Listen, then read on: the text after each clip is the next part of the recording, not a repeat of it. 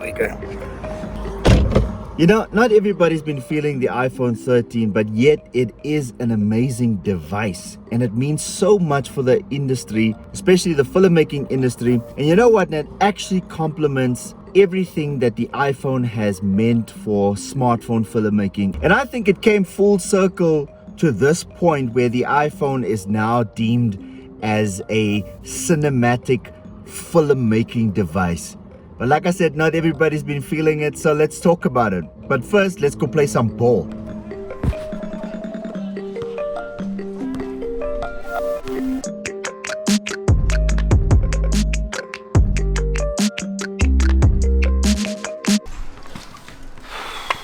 Oh goodness, I'm getting old.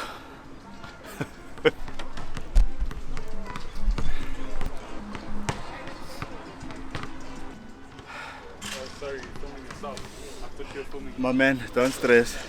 I'm catching my breath.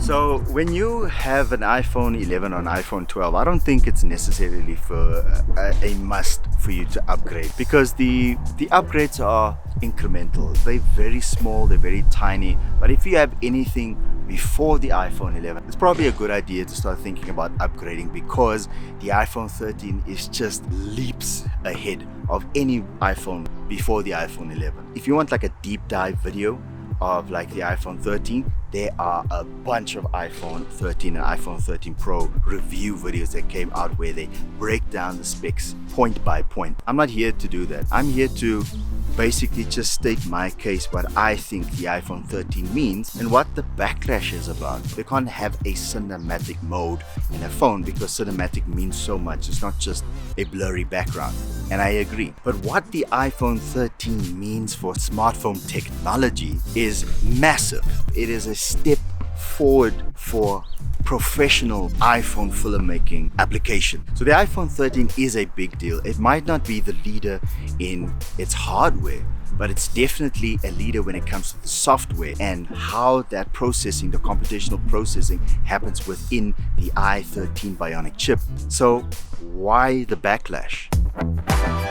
But why fight Apple when we always expect like something new, something fresh, the next level? Why are there so many rumors and anticipations of what the iPhone is going to be like? Isn't it because there's a keen interest? Then why, when the iPhone does come out with features that is for users, we say, but the iPhone doesn't have this, the iPhone doesn't have that? That's why I never watch those rumor videos. That's why I don't even make rumor videos, because it's pointless. So I found out this guy, his name is Conrad Mess, back in 2011 created focus racking in a movie that he made called The Fixer, and he used Adobe After Effects to create that.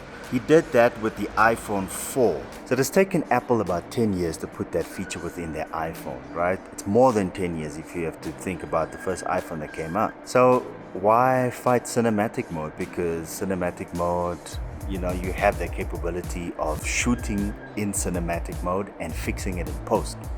So what? So the technology might be a little bit gimmicky, but I mean, it's going to be in the hands of the ordinary consumer, and we're going to probably see a bunch of viral videos, iPhone cinematic videos being shot by like guys like Andy 2 that's going to make the technology work. But the technology is there. The advancements has been made. It's something that we can't shun. I mean, if Steve Jobs announced cinematic mode in the iPhone 5, it would have been world class. It would have been out of this world. It would have been next level. But because we're so used to advancements year on year, some of the advancements that are being made, even the incremental advancements, are amazing. That they are able to develop this technology year on year and add a little bit to the iPhone every single year. It's like we're missing that wow factor. When we knew that the iPhone 13 was going to be launched, I thought to myself, what can Apple still do when the iPhone 12 was already that great? So the iPhone has always been on the forefront when it comes to smartphone filmmaking because it was always the go-to device. It's just because it's so easy to use. Filmic Pro was able to develop a third-party app that made what I think smartphone filmmaking really possible, to get it as close to as DSLR quality or mirrorless or cinema camera. The mere fact that you were able to unlock manual settings within a smartphone was world class, and I think from there on in it has created an industry by itself. So is it such a bad thing that Apple went and created technology for that exact same purpose, calling a function cinematic mode?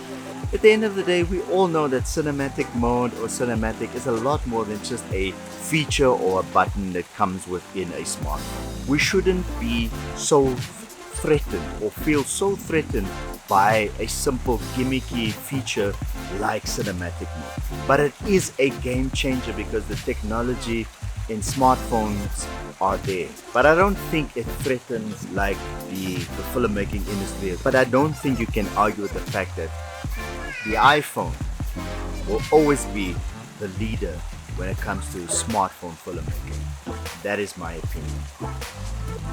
And the battery's about to die and I'm finished with the vlog. Adios amigos, cheers.